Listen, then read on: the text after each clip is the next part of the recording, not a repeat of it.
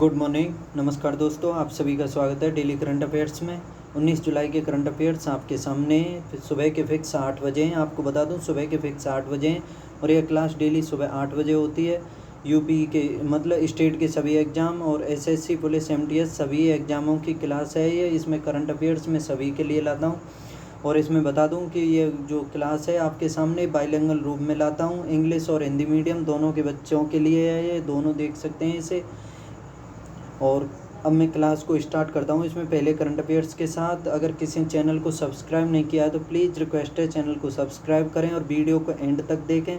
मैं कहता हूँ अगर शुरू में आपको आनंद नहीं आए या मज़ा ना आए या आपकी समझ में कम आए तो उससे कोई मतलब दिक्कत लेने वाली बात नहीं। आप एंड तक देखोगे क्लास को तो निश्चित समझ में आएगा आपको। मतलब इंटरेस्ट भी बढ़ेगा, क्लास में कुछ ना कुछ सीख कर ही जाओगे। और इसमें मैं आपके लिए बहुत ही इंपॉर्टेंट क्वेश्चन लेकर के आया हूँ आज, और देखना अच्छे से। इसमें पहला करंट अफेयर्स है कि किसने विंबलडन ओपन 2023 में पुरुष एकल का खिताब जीता है। Who has one the main singles title at Wimbledon open 2023। बताइए किसने जीता है। Option A Carlos Alcaraz, Novak जोकोविच, वेस्ले कुलोहोव, नील स्कूपस्की। बताइए किसने जीता है। तो बता दूं ये जीता है कार्लोस अल्कराज ने। ये स्पेन के खिलाड़ी हैं और इनका यह दूसरा खिताब है। पहला इन्होंने 2022 में यूएस ओपन के रूप में जीता था और यह दूसरा ग्रैंड स्लैम इन्होंने विंबलडन के रूप में जीता है। और फाइनल में इन्होंने नोवाक जोकोविच जो सर्बिया के खिलाड़ी हैं उनको हराया है। और सर्बिया के नोवाक जोकोविच जो हैं उन्होंने 23 बार ग्रैंड स्लैम खिताब जीता है। उनका ये 24वां खिताब होता अगर ये जीत जाते तो। और उम्र के हिसाब से बता दूं अल्कराज 20 वर्ष के हैं और 36 वर्ष के हैं ये सर्बिया के जोकोविच। इनकी उम्र में अंतर देखा जाए तो टेनिस के ग्रैंड स्लैम फाइनल में खेला गया है, ये सबसे बड़ा अंतर है उम्र के हिसाब से 16 वर्षों का। ठीक है, तो याद रखना इसमें अल्कराज ने जीता है। स्पेन के खिलाड़ी हैं जहाँ के राफेल नडाल हैं, उन्होंने भी काफ़ी 21-22 ग्रैंड स्लैम जीते हैं, याद रखना। और जो नोवाक जोकोविच हैं उन्होंने विंबलडन खिताब सर्वाधिक 4 बार जीता है। ठीक है, और अल्कराज ने पहली बार जीता है। महिलाओं में बता दूं कि मार्केटा बोंड्रोसोवा विंबलडन चैंपियन बन गई हैं। फाइनल में उन्होंने मार्केटा बोंड्रोसोवा विंबलडन चैंपियन बन गई हैं। महिलाओं में मार्केटा बोंड्रोसोवा ओपन एरा में ऐसा करने वाली वो पहली गैर वरीयता खिलाड़ी हैं। उन्होंने फाइनल में पिछले साल की उपविजेता ओन्स जावियर को 6-4, 6-4 से हराया। मार्केटा बोंड्रोसोवा ओपन एरा में ऐसा करने वाली पहली गैर वरीयता खिलाड़ी हैं, याद रखना। आगे इसमें महत्वपूर्ण पॉइंट है किसने इटालियन ओपन 2023 खिताब जीत लिया है। इटालियन ओपन ये डेनियल मेदवेदेव ने जीता है। रूस के खिलाड़ी हैं डेनियल मेदवेदेव। Italian open 2023। किस राज्य में खेलो इंडिया गेम्स का तीसरा संस्करण शुरू किया गया है। उत्तर प्रदेश में किया गया है खेलो इंडिया यूथ गेम का तीसरा संस्करण। आईपीएल के एक सीजन में 700 रन बनाने वाले सबसे युवा खिलाड़ी कौन बने। ये बने शुभमन गिल। ठीक है, शुभमन गिल गुजरात टाइटंस के खिलाड़ी थे। ये गुजरात जायंट जो उसकी टीम है, क्या बोलते हैं, हार्दिक पांड्या की। चीन ने किस देश को हराकर सुदीर्मन कप 2023 जीता है। सुदीर्मन कप ये जीता है चीन ने दक्षिण कोरिया को हरा करके। किस शतरंज चैंपियन ने 2023 सुपरवेट रैपिड और ब्लिट्ज पोलैंड खिताब जीता है। शतरंज चैंपियन ने किस खिलाड़ी ने 2023 में सुपरवेट रैपिड और ब्लिट्ज पोलैंड जीता है। ये मैग्नस कार्लसन ने जीता है और ये नॉर्वे के खिलाड़ी हैं मैग्नस कार्लसन। ये विश्व चैंपियन है शतरंज के। आगे क्वेश्चन नंबर 2 है थाईलैंड के बैंकॉक में आयोजित एशियाई एथलेटिक्स चैंपियनशिप 2023 में भारत कुल 27 पदक जीतकर कौन से स्थान पर रहा है। थाईलैंड के बैंकॉक में आयोजित एशियाई एथलेटिक्स चैंपियनशिप में 2023 में भारत कुल 27 पदक जीतकर कौन से स्थान पर रहा है। बताइए Bharat. What is the rank of India in the Asian Athletics Championship 2023 held in Bangkok, Thailand by winning a total of 27 medals? Option A पहले, ऑप्शन बी दूसरे, ऑप्शन सी तीसरे और ऑप्शन डी चौथे। बताइए किस स्थान पर रहा है भारत 27 मेडल जीतने के बाद। ये रहा है भारत तीसरे स्थान पर। थाईलैंड के बैंकॉक में आयोजित एशियाई एथलेटिक्स चैंपियनशिप में 2023 में भारत ने कुल 27 पदक जीतकर इस प्रतियोगिता में तीसरा स्थान प्राप्त किया। बैंकॉक में आयोजित 5 दिवसीय 12 से 16 जुलाई एशियाई एथलेटिक्स चैंपियनशिप 2023 में भारत ने कुल अब तक की दूसरी श्रेष्ठ प्रदर्शन करते हुए 6 स्वर्ण, 12 रजत और 9 कांस्य पदक सहित कुल 27 पदकों के साथ तीसरा स्थान प्राप्त किया है। आगे महत्वपूर्ण पॉइंट है कि महिला विश्व मुक्केबाजी चैंपियनशिप 2023 में भारत ने कितने स्वर्ण पदक जीते हैं। विश्व महिला मुक्केबाजी चैंपियनशिप 2023 में भारत ने 4 गोल्ड पदक जीते हैं, याद रखना। किस राज्य द्वारा चौथी एशियाई खो खो चैंपियनशिप का मेजबान है, यानी किस राज्य के द्वारा चौथी एशियाई खो खो चैंपियनशिप का आयोजन किया गया है। ये असम के द्वारा किया गया है। आगे मध्य प्रदेश ने किसे हराकर सीनियर महिला राष्ट्रीय हॉकी चैंपियनशिप 2023 जीती है। बताइए, महाराष्ट्र को हरा करके जीती है मध्य प्रदेश ने सीनियर महिला हॉकी चैंपियनशिप। किस शहर में अखिल भारतीय ताइक्वांडो चैंपियनशिप 2023 का उद्घाटन किया गया है। किस शहर में महिला ताइक्वांडो ये किया गया है, नई दिल्ली में। आगे फरवरी 2023 में Indian national car racing championship के विजेता कौन बने। 2023 में Indian national car racing championship के विजेता ये सलीम साई संजय बने, सलीम साई संजय। आगे क्वेश्चन नंबर 3 है, भारत और किस देश के बीच संयुक्त सैन्य अभ्यास नोमैडिक एलिफेंट 2023 का आयोजन किया गया है। एलिफेंट से याद रखना मंगोलिया से संबंधित है। एलिफेंट शब्द आ जाए किसी युद्ध अभ्यास में तो वह मंगोलिया से संबंधित है। Joint military exercise nomadic elephant 2023 has been organised between India and which country. बताइए, किस देश के साथ भारत ने नोमैडिक एलिफेंट 2023 का आयोजन किया है। मिस्र, जर्मनी, ऑस्ट्रेलिया और मंगोलिया। तो इसका सही जवाब है ऑप्शन डी, मंगोलिया के साथ भारत ने संयुक्त सैन्य अभ्यास नोमैडिक एलिफेंट 2023 का 15वां संस्करण का आयोजन 17 से 31 जुलाई 2023 तक मंगोलिया के उलानबटोर में निर्धारित किया है। और बता दूं, मंगोलिया की राजधानी भी उलानबटोर है। नोमैडिक एलिफेंट अभ्यास भारत और मंगोलिया के साथ एक वार्षिक प्रशिक्षण कार्यक्रम है। हर साल किया जाता है। मंगोलिया और भारत में वैश्विक रूप से आयोजित किया जाता है, याद रखना। आगे देखते हैं महत्वपूर्ण पॉइंट के 20 देशों के सैन्य दलों में बहुराष्ट्रीय शांति स्थापना अभ्यास है। ये एक्स खान क्वेस्ट 2023 किस देश में किया गया है। 20 देशों के सैन्य दलों में बहुराष्ट्रीय शांति स्थापना संयुक्त अभ्यास एक्स खान क्वेस्ट 2023 किस देश में किया गया है। ये मंगोलिया में किया गया है, एक्स खान क्वेस्ट 2023। आगे क्वेश्चन, भारतीय सेना ने कहाँ पर विशाल सैन्य अभ्यास अग्निशस्त्र फर्स्ट का आयोजन किया है। याद रखना, अग्निशस्त्र फर्स्ट का आयोजन इंडिया ने लद्दाख में किया है। रक्षा मंत्री राजनाथ सिंह ने किस शहर में एकीकृत सिम्युलेटर कॉम्प्लेक्स ध्रुव का उद्घाटन किया है। एकीकृत सिम्युलेटर कॉम्प्लेक्स ध्रुव का आयोजन किया है राजनाथ सिंह ने कोची में, केरल के शहर कोची में किया है। INS सुनैना ने द्विपक्षीय संबंधों को मजबूत करने के लिए किस देश का दौरा किया है। INS सुनैना ने द्विपक्षीय संबंधों को मजबूत करने के लिए किस देश का दौरा किया है। ये केन्या, अफ्रीका का देश है। केन्या की राजधानी नैरोबी है, याद रखना। और ये विषुवत रेखा पर पड़ने वाला देश है केन्या।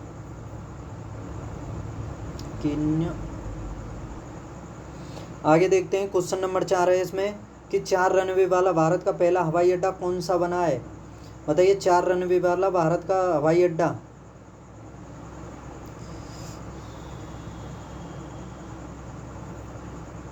ओ सॉरी क्या हो गया। Which is the first airport in India with 4 runways. Kempegowda अंतर्राष्ट्रीय हवाई अड्डा, इंदिरा गांधी अंतर्राष्ट्रीय हवाई अड्डा, राजीव गांधी इंटरनेशनल हवाई अड्डा, चेन्नई अंतर्राष्ट्रीय हवाई अड्डा। बताइए कौन सा बना है। तो आपको बता दूं, इसका सही जवाब है इंदिरा गांधी हवाई अड्डा, नई दिल्ली। आपको बता दूं कि कैंपगोड़ा जो हवाई अड्डा है ये बेंगलुरु में है, इंडिया का सर्वश्रेष्ठ हवाई अड्डा है ये। और इंदिरा गांधी हवाई अड्डा ये नई दिल्ली में। राजीव गांधी को आप बताइए कमेंट बॉक्स में कि ये राजीव गांधी हवाई अड्डा कहाँ पर है। और चेन्नई हवाई अड्डा चेन्नई में स्थित है, ठीक है। तो चार रनवे वाला हवाई अड्डा बना है अंतर्राष्ट्रीय हवाई अड्डा इंदिरा गांधी, नई दिल्ली। आगे इसमें महत्वपूर्ण पॉइंट देखते हैं, किस स्टील कंपनी को भारत का पहला आग प्रतिरोधी स्टील बनाने के लिए BIS लाइसेंस मिला है। आग प्रतिरोधी स्टील बनाने के लिए BIS लाइसेंस ये जिंदल स्टील को मिला है, जिंदल स्टील को, याद रखना। किस शहर में देश का अपनी तरह का पहला 3D मुद्रित डाकघर बनाया जा रहा है? किस शहर में पहला 3D मुद्रित डाकघर बनाया जा रहा है? ये बेंगलुरु में बनाया जा रहा है, कर्नाटक की राजधानी है बेंगलुरु। किस राज्य सरकार ने अपनी तरह का पहला स्टेट रोबोटिक्स फ्रेमवर्क लॉन्च किया है? किस राज्य की सरकार ने बताई है पहला स्टेट रोबोटिक्स फ्रेमवर्क लॉन्च किया है? तेलंगाना की सरकार के द्वारा किया गया है, तेलंगाना की। बता दूं, तेलंगाना 2 जून 2014 को आंध्र प्रदेश से अलग होकर के अलग राज्य बना था तेलंगाना। ठीक है, आगे देखते हैं कि रीडिंग लाउंज हासिल करने वाला भारत का पहला हवाई अड्डा कौन सा बना है? रीडिंग लाउंज ये बना है लाल बहादुर शास्त्री अंतर्राष्ट्रीय हवाई अड्डा, लाल बहादुर शास्त्री अंतर्राष्ट्रीय हवाई अड्डा। अच्छे से याद रखना इसे कि रीडिंग लाउंज हासिल करने वाला हवाई अड्डा लाल बहादुर शास्त्री हवाई अड्डा बना है और ये वाराणसी में स्थित है। और चौधरी चरण सिंह हवाई अड्डा जो है वो लखनऊ में स्थित है। और राजीव गांधी के बारे में बता दूं, राजीव गांधी जो हवाई अड्डा है, राजीव गांधी हवाई अड्डा हैदराबाद में स्थित है। अच्छे से याद रखना इन तीनों को कि जो राजीव गांधी है वो हैदराबाद में, चौधरी चरण सिंह लखनऊ में और लाल बहादुर शास्त्री ये वाराणसी में। आगे क्वेश्चन नंबर 5 है कि भारत के लिए दूसरे सबसे ज़्यादा विकेट लेने वाले गेंदबाज कौन बने? भारत के लिए दूसरे सर्वाधिक विकेट लेने वाले गेंदबाज। Who has the become the second highest wicket taker for India? ये बने, आपको बता देता हूँ मैं, रविचंद्रन अश्विन। इन्होंने हरभजन सिंह का जो 707 के करीब विकेट का रिकॉर्ड है वो तोड़ दिया है इन्होंने। इनसे पहले मतलब सबसे ज़्यादा इंडिया के विकेट लेने वाले अनिल कुंबले हैं, जिनके नाम 953 विकेट हैं कुल। और विश्व में देखा जाए तो मथैया मुरलीधरन है, जिनके नाम 1000 से अधिक ही विकेट हैं, 1000 या 1200 के करीब विकेट हैं शायद उनके नाम। दूसरे नंबर पर शेन वार्न है ऑस्ट्रेलिया के, और तीसरे नंबर पर शायद जेम्स एंडरसन है। ठीक है, और इंडिया के रविंद्र जडेजा, रविचंद्रन अश्विन, ईशांत शर्मा और जसप्रीत बुमराह ये इंडिया के ही बॉलर हैं। और इन सभी में रविचंद्रन अश्विन दूसरे नंबर पर आ गए हैं अनिल कुंबले के बाद। और अनिल कुंबले के बारे में एक चीज़ और बता दूं कि इनके नाम एक पारी में 10 विकेट लेने का भी रिकॉर्ड है। इंडिया के पहले बॉलर हैं जिन्होंने एक टेस्ट मैच की एक पारी में 10 विकेट लिए हैं। आगे इसमें महत्वपूर्ण पॉइंट है, किस राज्य में दुनिया का तीसरा और भारत का दूसरा बड़ा क्रिकेट स्टेडियम बनाया जाएगा? दुनिया का तीसरा और भारत का दूसरा बड़ा स्टेडियम ये राजस्थान में बनाया जाएगा, जयपुर में। सचिन तेंदुलकर के 50वें जन्म दिवस पर किस क्रिकेट स्टेडियम में उनके नाम पर स्टैंड का नाम रखा गया है? ये शारजाह स्टेडियम का नाम रखा है, शारजाह स्टेडियम में रखा गया है, याद रखना। सचिन तेंदुलकर के नाम पर शारजाह स्टेडियम में एक स्टैंड का नाम रखा गया है। आगे, महाराष्ट्र सरकार ने किस क्रिकेटर को स्वच्छ मुख अभियान के लिए इस्माइल एम्बेसडर के रूप में नामित किया है? स्वच्छ मुख अभियान के लिए इस्माइल एम्बेसडर के रूप में नामित किया है, ये सचिन तेंदुलकर को किया है महाराष्ट्र सरकार ने। आगे, वनडे क्रिकेट में लगातार 3 वनडे में 5 विकेटों का हॉल लेने वाले स्पिनर कौन बने?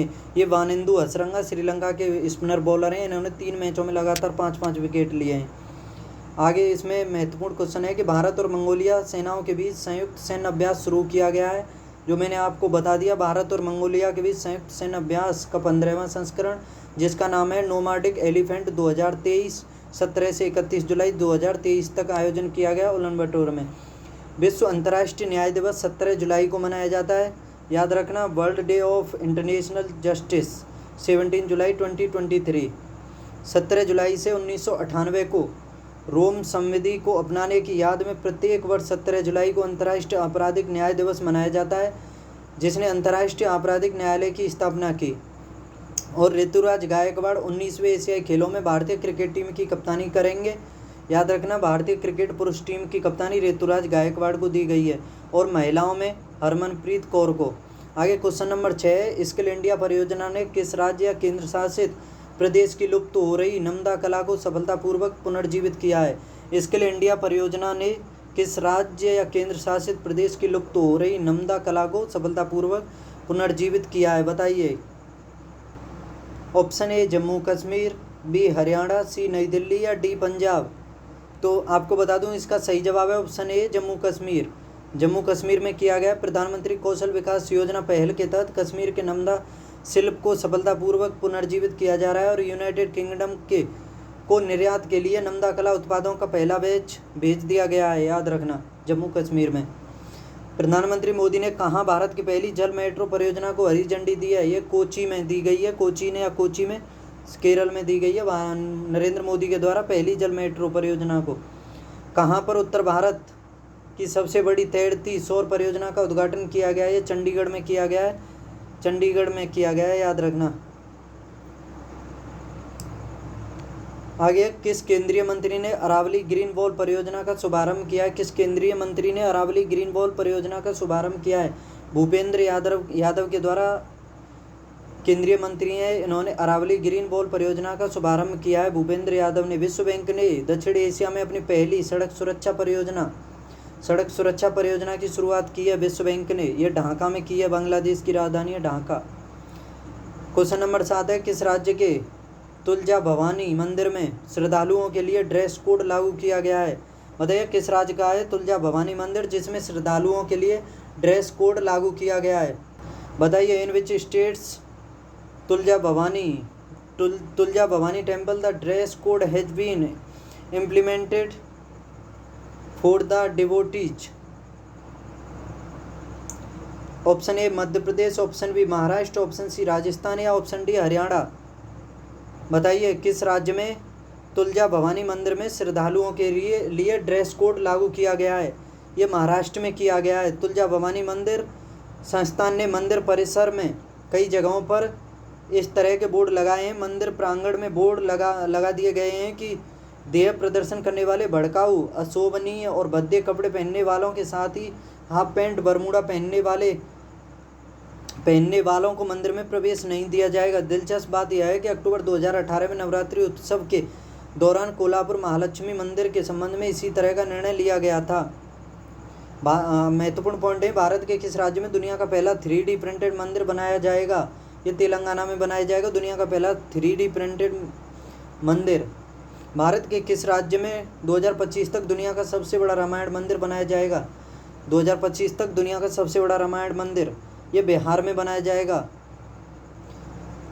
कपिलेश्वर मंदिर जिसे ASI इनकी संरक्षित स्मारकों की सूची में शामिल किया गया है। कपिलेश्वर मंदिर, बताइए, कपिलेश्वर मंदिर जिसे ASI की संरक्षित स्मारकों की सूची में शामिल किया गया है, किस राज्य में है? कपिलेश्वर मंदिर उड़ीसा राज्य में है। कौन सा मंदिर अनुष्ठान कर्तव्यों के लिए रोबोट हाथी को शामिल करने वाला भारत का पहला मंदिर बन गया है? रोबोट हाथी को शामिल करने वाला भारत का पहला मंदिर ये बन गया है श्री कृष्ण मंदिर। इरिंजादपल्ली में पड़ता है श्री कृष्ण मंदिर। आगे क्वेश्चन नंबर 8 है, इसमें रेजरपे इंडिया ने अपना पहला अंतर्राष्ट्रीय भुगतान गेटवे किस देश में लॉन्च किया है? रेंजरपे इंडिया ने अपना पहला अंतर्राष्ट्रीय भुगतान गेटवे किस देश में लॉन्च किया है? बताइए, Razorpay India has launch its first international payment gateway in which country? Option A Sri Lanka, option B Bangladesh, option C Malaysia, option D Myanmar. तो इसका सही जवाब है ऑप्शन सी मलेशिया में। फिनटेक यूनिकॉर्न रेजरपे ने कल्लेक के साथ मलेशियाई बाजार के लिए अपना पहला अंतर्राष्ट्रीय भुगतान गेटवे लॉन्च करने की घोषणा की है। आगे महत्वपूर्ण पॉइंट है, किस राज्य सरकार ने मुख्यमंत्री वृक्ष संपदा योजना शुरू की है? वृक्ष संपदा योजना याद रखना छत्तीसगढ़ ने की है। छत्तीसगढ़ की राजधानी रायपुर और इसका गठन 1 नवंबर 2000 को मुख्यमंत्री भूपेश बघेल। किस राज्य के मुख्यमंत्री ने मिशन लाइफटाइम फॉर एनवायरनमेंट शुरू किया है? मिशन लाइफटाइम फॉर एनवायरनमेंट ये किया है असम के द्वारा शुरू किया गया है ये। किस राज्य सरकार द्वारा मानव हाथी संघर्ष रोकने के लिए गजमित्र पहल शुरू की गई है? ये पश्चिम बंगाल में शुरू की गई है गजमित्र। और 1992 का जो प्रोजेक्ट हाथी आया था वो 1992 में आया था। याद रखना 1992 में प्रोजेक्ट हाथी अधिनियम आया था, प्रोजेक्ट 1992 में, और टाइगर प्रोजेक्ट 1973 में। याद रखना, ये याद रखने योग्य टॉपिक है कि 1992 में हाथी अधिनियम, प्रोजेक्ट एलिफेंट, और 1973 में प्रोजेक्ट टाइगर।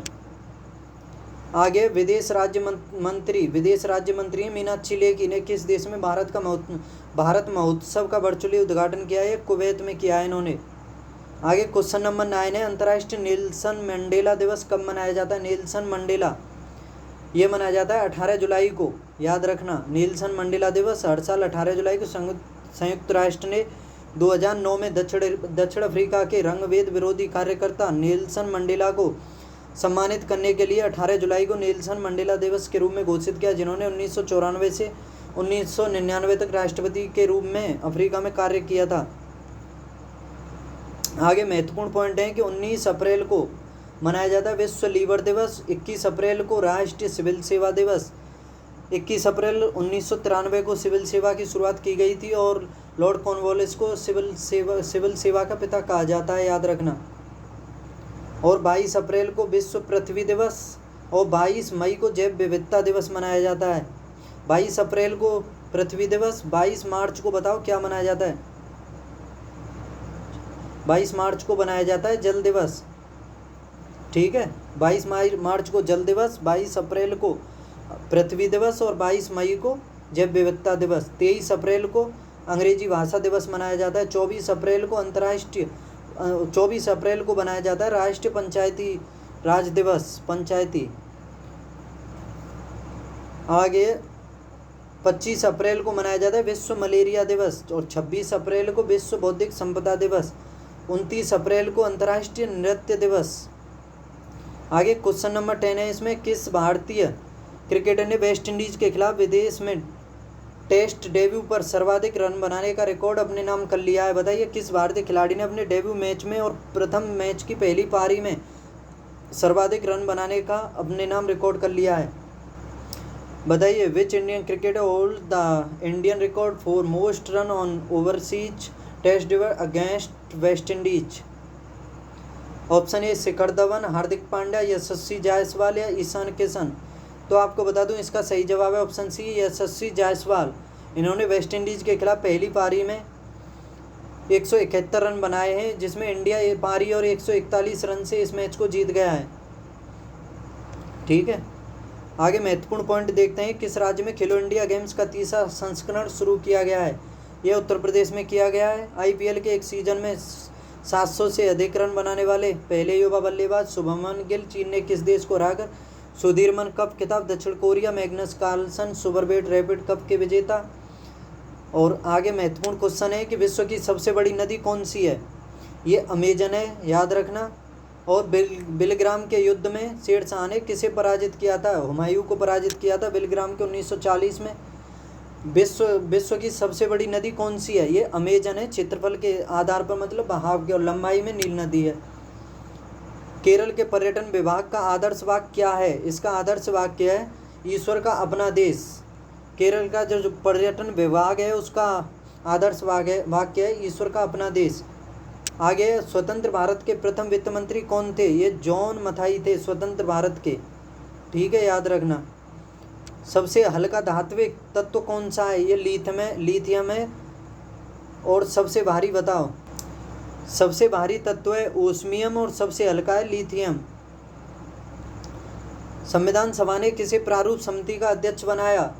संविधान सभा ने प्रारूप समिति का अध्यक्ष भीमराव अंबेडकर को बनाया था और इसमें 7 सदस्य थे, याद रखना। 7 सदस्यों में बता दूं कि अध्यक्ष तो भीमराव अंबेडकर हो गए। इसके अलावा एक थे डीपी खेतान सिंह। डीपी खेतान सिंह की जब मृत्यु हो गई थी तो उसके बाद टीटी कृष्णमाचारी बने थे। और दूसरे थे बीएल मित्रा। बीएल मित्रा ने रिजाइन दे दिया था तो उसके बाद माधवराव को बनाया गया था इसमें सदस्य। और तीसरे थे केएम मुंशी। चौथे थे मोहम्मद सादुल्ला। 5वें गोपाल स्वामी अयंगर। 6वें कृष्ण स्वामी अय्यर। और 7वें ये हो गए, ये क्या बोलते हैं, भीमराव अंबेडकर, जो इसके अध्यक्ष थे। आगे देखते हैं, केसर का सर्वाधिक उत्पादन किस राज्य में किया जाता है? केसर का सर्वाधिक उत्पादन जम्मू कश्मीर में होता है, याद रखना। भारत में प्रथम बहुउद्देशीय परियोजना का निर्माण किस नदी पर किया गया? ये दामोदर नदी पर किया गया था। पश्चिम बंगाल और उस तरफ निकलती है दामोदर नदी, ठीक है, पश्चिम बंगाल की तरफ से होकर के। बंगाल का शोक भी कहते हैं इसी नदी को। इंडियन नेशनल कांग्रेस के प्रथम अध्यक्ष कौन थे? ये थे डब्ल्यू.सी. बनर्जी या भूमेश चंद्र बनर्जी। गांधी जी किसे अपना राजनीतिक गुरु मानते थे? ये गोपाल कृष्ण गोखले को मानते थे। बेल पुरस्कार पाने वाला पहला भारतीय नागरिक कौन है? बेल पुरस्कार ये पाने वाले प्रथम व्यक्ति थे रविंद्रनाथ टैगोर। 1913 में मिला था इन्हें। मिड डे मील योजना किस वर्ष शुरू की गई थी? ये 1995 में शुरू की गई थी मिड डे मील योजना, याद रखना।